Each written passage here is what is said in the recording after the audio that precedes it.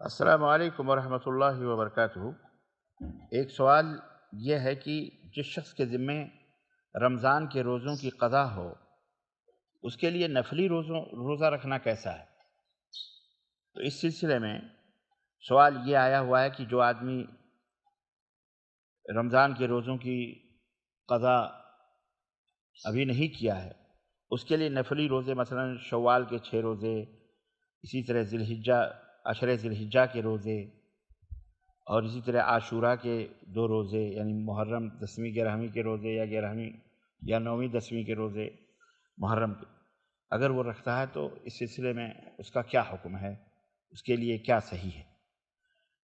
اس کا جواب یہ ہے کہ جس کے ذمہ رمضان کے روزوں کی قضا ہو، تو علماء کے صحیح ترین قول کے مطابق اس کے اوپر ضروری ہے کہ وہ پہلے فرض کے روزے جو رمضان کے ہیں اس کو وہ ادا کرے، حتیٰ کہ شوال کے 6 روزوں سے پہلے ہی وہ رمضان کے روزوں کی قضا کرے، نفلی روزوں سے پہلے، ٹھیک ہے؟